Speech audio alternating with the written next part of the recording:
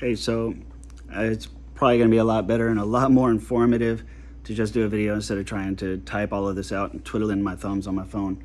And yes, I'm out here in the garage to hide from wife and kids, right? So I'm remarried, but I went through this whole terrible ordeal with my ex, who is a cluster B. I don't know if your wife is or not. I'm just saying, 10 years of struggle, and I've learned that generally, and I say generally, is a great place to start. But there's some nuances to cluster B disorders that you should know about. I suggested the borderline route in my typed out reply.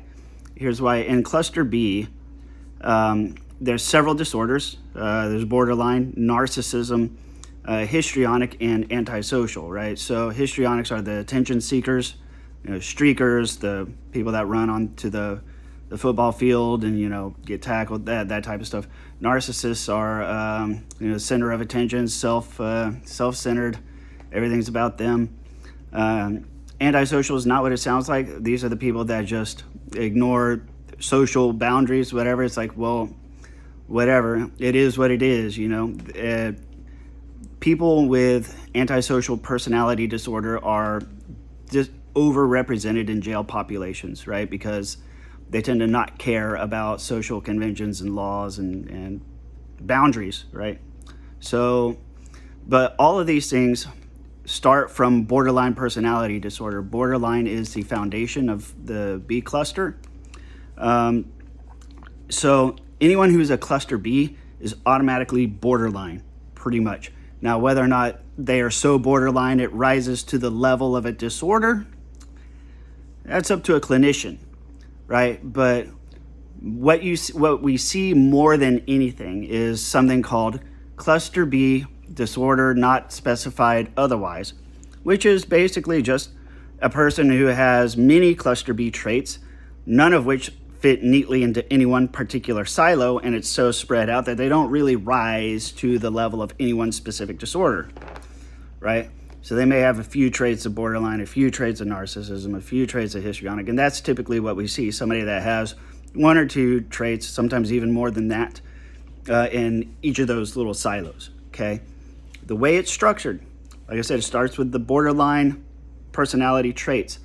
The other ones arise as bad coping mechanisms for dealing with the borderline pathogen, okay? So someone who is borderline, they're characterized by a few things. They feel disproportionately big feelings. So they have big feelings, like they work hard, they play hard, right? Win big, lose big, love big, hate big, right? So when they're happy, they're really, really happy and magnetic and fun to be around.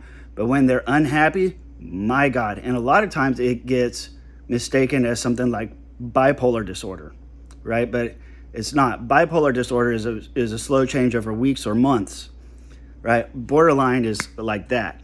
Like they just turn at the drop of a hat.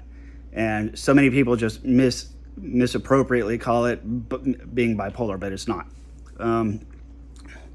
The thing with borderlines, they can literally feel funeral level grief over something like not responding to a text message fast enough, right?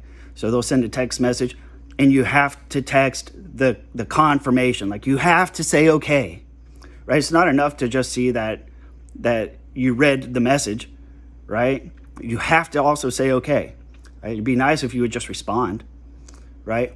They can feel funeral level grief if they get ghosted, right? Which is all like, hello, are you ever gonna answer? So, well, I didn't know there was a question. Well, a response would be good, right? So and when you understand that the very core of borderline behavior is to avoid feeling large amounts of pain for small things, right? So a lot of times that may very well explain this behavior of her shutting herself out. Like whenever she gets upset with you, they just run off with the kids and separate you, because in that moment she's trying to avoid some pain. Possibly. Again, I'm not a clinician and you can only diagnose this in a clinic. I'm just saying it kind of looks and sounds like a duck. I don't know if it quacks, right? So you have to have that understanding of borderline personality coming in. The next thing is when borderlines have what is known as what is it? An emotional injury is the term. Literally, the very structure of reality breaks down for them. So when they have an emotional injury, it is earth-shatteringly painful for them. And the structure of reality breaks down. And this happens subconsciously. They don't realize they are doing this. And even if you tell them they're doing it, they can't see it. They're completely blind to this. What happens, the structure of reality breaks down entirely.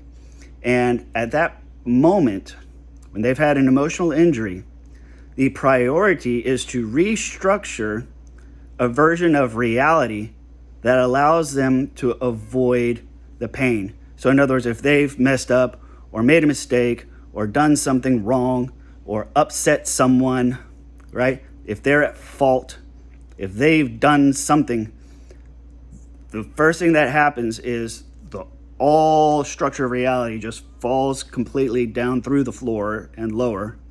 And then they rebuild a reality in which they do not have to accept that pain, right?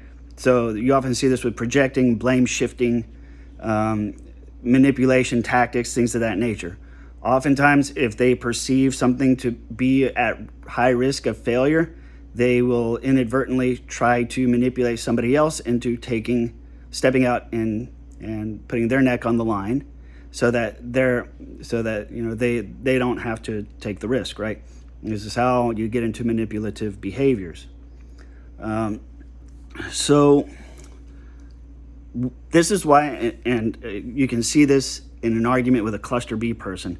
Like when you catch them red-handed, you can just see like the mental gymnastics, all right, as you go through like time at like, if you just stick to the point, right? Like if they've done something wrong, like, I know you did this, right?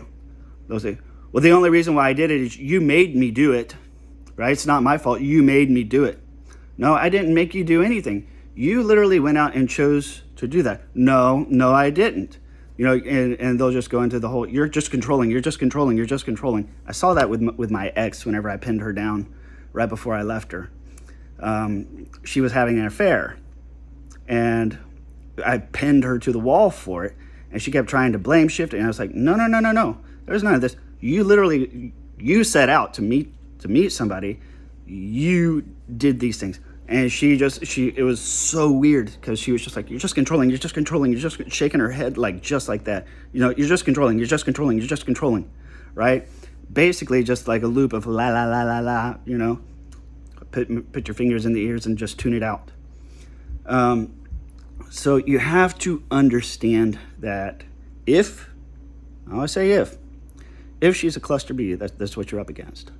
Now, if she has any high levels of trait narcissism, therapy will not work. Couples therapy will not work if she has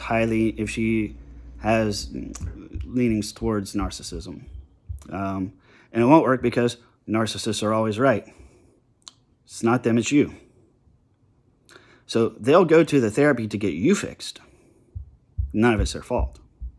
Therapists know this. Psychologists know this. It is very difficult, if hardly ever does anybody ever hand down a clinical diagnosis of narcissistic personality disorder. Not for people just seeking help, right? Certainly not for couples therapy. They will, like for court cases, for example, if they're being called to testify, right? But just to go in as a couple and say, oh, I think she's a narcissist, they're never going to entertain that. Because the moment that they do, the narcissist starts refusing to come to therapy, and then it's over. So be careful with that. So what can you do? Well, a good way to start, for one, educate yourself, right? Learn all about cluster B. As you can tell, I'm not a psychologist. I didn't study any of this. I have a kid with a cluster B. I'm 10 years into this, so I have an informal PhD by now when it comes to cluster B disorders. And here comes my cat. Right? Because they project so much, you can use this to your advantage. If you start saying, I think I need to work on whatever borderline trait number 3 is that you think she has, right? If you start saying, I think there's something to this, right? And you enlist her help, you can use projection in a backwards manner, kinda, right? So borderline traits are manageable. As a matter of fact, there's something called a high-functioning borderline, which is somebody who is aware of their borderline traits. They accept the diagnosis, they understand the nature of it, and they do regular DBT and CBT, which are 2 types of therapies. And it has to be done consistently, and it can be managed. Low-functioning borderlines are quite the roller coaster. But you can introduce the concepts of borderline disorders. If you just say, hey, you know what? Somebody told me that I do these things, and lo and behold, turns out somehow you came across cluster B stuff. I think I might be a borderline, and she might agree with you. Maybe yes, maybe no. If she agrees with you, there's a clue that there's some projection happening. And you enlist her help to help you get better, because you may or may not actually be getting better, but whether or not she'll probably never say a thing about it in her life, but she will start absorbing by observation the knowledge that you share, and you just keep the blame off of her, right? And you say, I need you to help me walk this line, right? And then if she starts doing it, just be like, you know what? I do the exact same thing sometimes. Let's not do that. Don't be copying me. See how that works, right? Ultimately, though, if she is cluster B, she will need a maintenance plan. So will you. Last thing I will leave you with, resources. Dr. C.A. Childress, Dr. Craig Childress, as spelled like child, R-E-S-S.